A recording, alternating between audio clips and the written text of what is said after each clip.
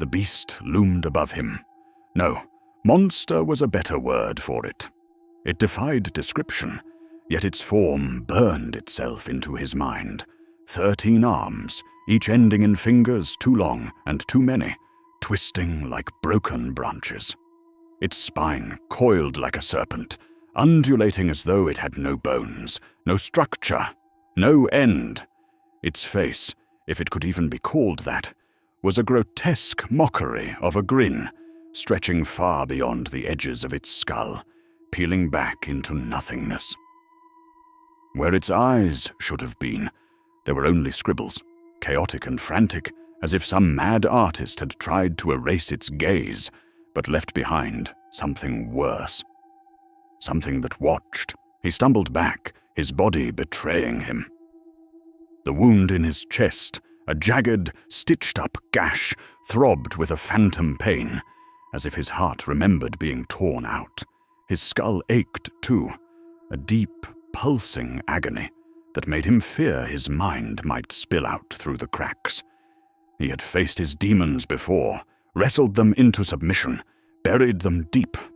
But this was different. This wasn't his. It couldn't be. His demons had names, faces, reasons. This thing was other, alien. It stood over 10 feet tall, hunched and crooked, yet it loomed larger than the room, larger than the world, as if it existed outside of space itself. It didn't speak, not in the way he understood.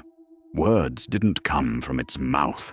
Instead, they floated above its head, jagged and disjointed, like fragments of a nightmare scrawled onto the air. "Why do you run?" the words hissed, though its grin never moved. "Why do you deny me my right?"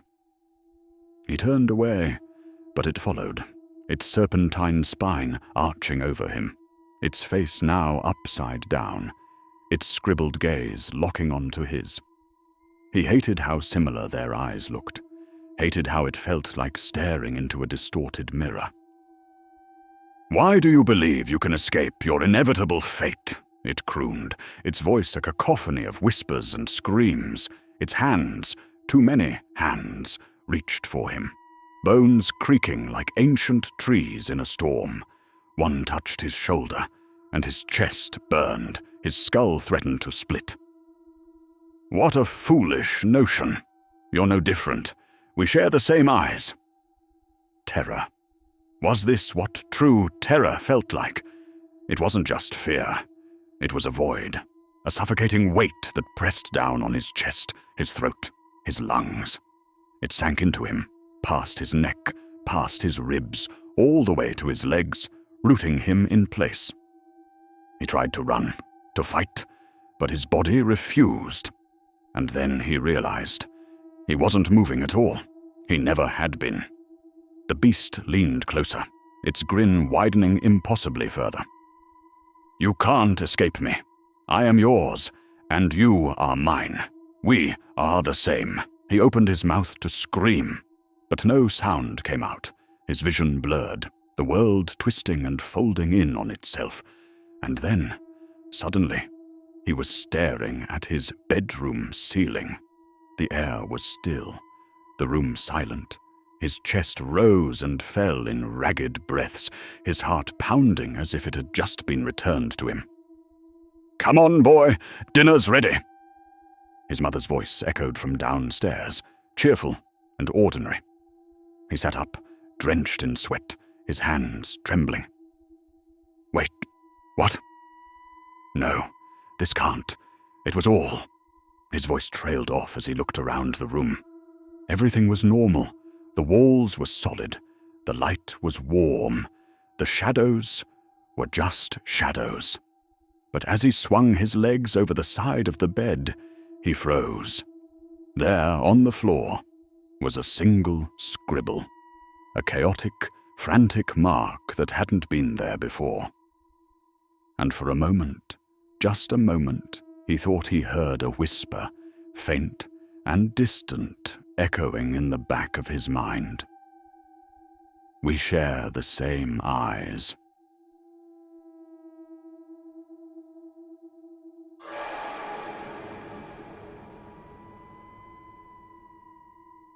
The snow fell heavy that winter, thick and silent, burying the world under layers of white. We were close to a full-blown snowstorm. Mom said we'd be stuck inside the rented cabin for days once it hit, but Liz begged me to take her out one last time. "Just to build a snowman," she pleaded, her eyes wide and hopeful. I hated the snow, always had. My boots slipped on ice no matter how careful I was, like the ground itself was laughing at me. But Liz? She thrived in it, bundled in that hideous neon jacket, a clash of pinks and greens that looked like a melted crayon box. She was already halfway out the door, before Mum could finish reminding us to stay warm. For the past month, Liz had made a friend. A little boy, maybe 6 years old, though I never caught his name. He just appeared sometimes, playing with her in the snow. I didn't think much of it. Kids make imaginary friends, right? I was the babysitter, the responsible one at almost 13, so I trailed behind them, hands shoved in my pockets, the old Polaroid camera weighing heavy in my jacket. Liz wanted memories of her perfect snow day, and I was the designated photographer. Their snowman was pathetic, lopsided, with twig arms jutting out at odd angles, and a crooked smile of pebbles that looked more sad than cheerful. But Liz beamed at it like it was the greatest thing she'd ever made. "Hey, come take a picture of us," she called, bouncing on her toes. I sighed, but trudged over. Liz's cheeks were flushed, her breath puffing in little clouds. She looked happy, really happy. Lately, she'd been smiling more, laughing more, like she was trying to prove something. To me? To herself? I didn't know, but it was better than the quiet, hollow version of her that had followed me around all year. I lifted the camera.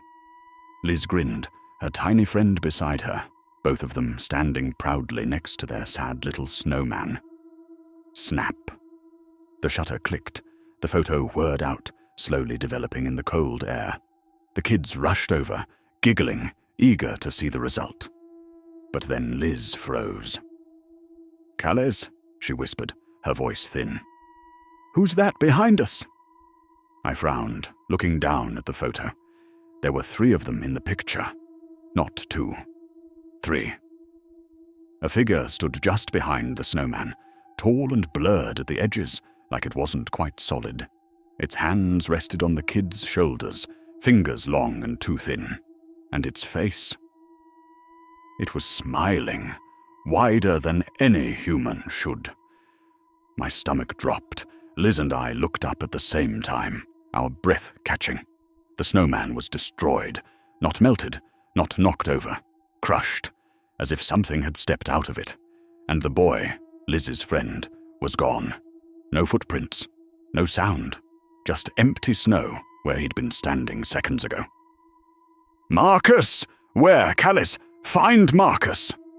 Liz's voice cracked with panic. I wanted to. God, I wanted to. But the woods around us were too quiet, the air too still. And that thing in the photo, it was still watching us. I grabbed Liz's hand and ran. We didn't go back outside that winter, and we never, ever built another snowman. Epilogue. Years later, I found the photo again, tucked in an old shoebox of memories. Liz doesn't remember it, doesn't remember him. But I do. Because in the picture, the snowman's pebble smile is gone. And in its place, there are teeth.